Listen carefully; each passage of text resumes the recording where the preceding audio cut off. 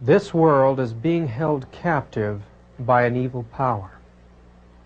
That power has been here since the dawning of mankind.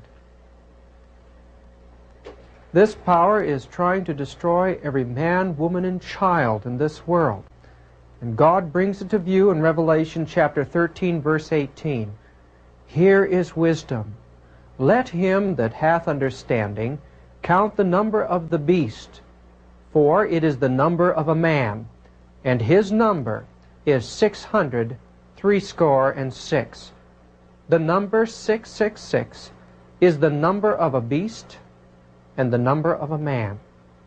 It is the identifying mark of this power. We have to go back in time to the first civilization on the plains of Shinar in Mesopotamia. Here, as these nomads found a home in that fertile land, they had to confront dangerous creatures. This required an extermination process to make the land safe for them.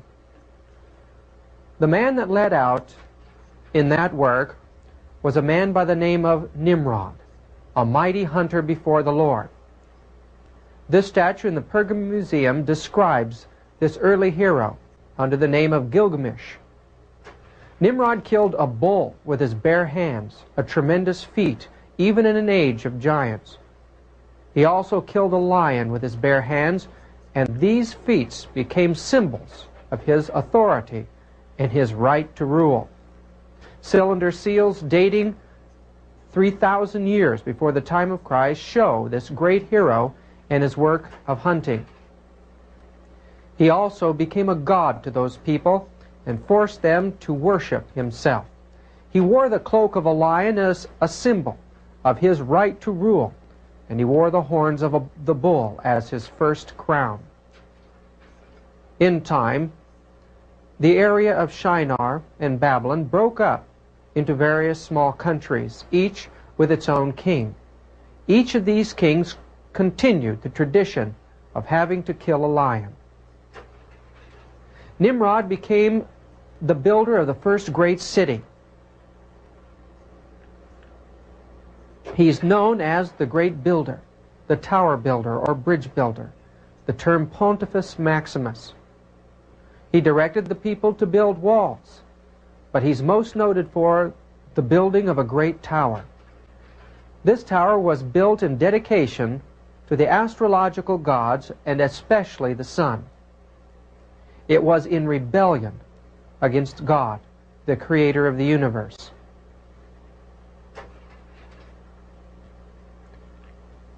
Nimrod had a beautiful wife, a blonde and blue-eyed woman who captivated the senses of his kingdom. She led out in the first blood sacrifices and witchcraft rites.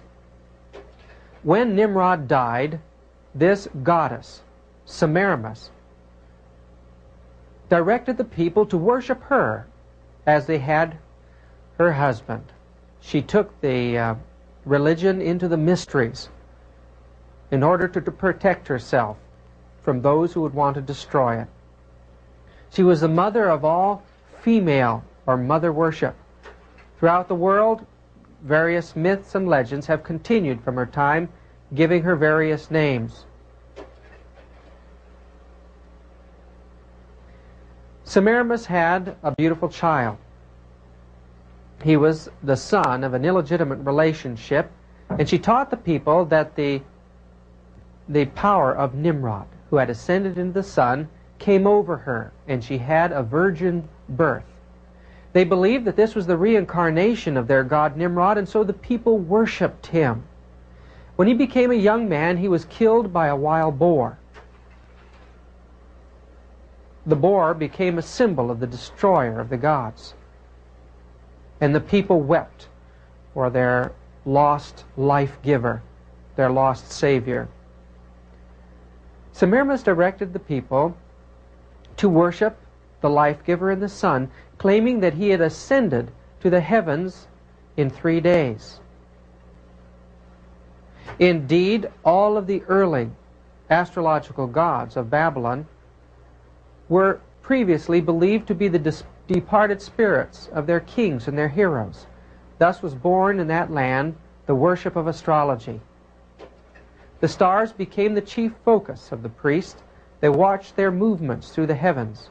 They plotted their movements according to the events that took place on this earth, and thus the priests believed that they were able to foretell the influences that these rulers of the heavens would have on life on this earth. They alone, the initiated priests, were allowed to know this secret knowledge. But in all their worship of the stars and the sun and the moon, they were in fact worshiping the departed spirits of their dead, and the religion of Babylon was the worship of the dead. The sun, of course, was the chief god. Its movements through the skies was carefully marked. They saw that it passed through a consistent path in the heavens. This path they called the zodiac. During the day, they saw the sun as a good god, but at night, a dark and evil god. The union of the god who ruled the sky and the seas gave rise to many myths and many strange creatures. The number 6 was the day that man was born on, or created on, and believed to be the day the serpent was made on. Thus it represented man, woman, and the serpent.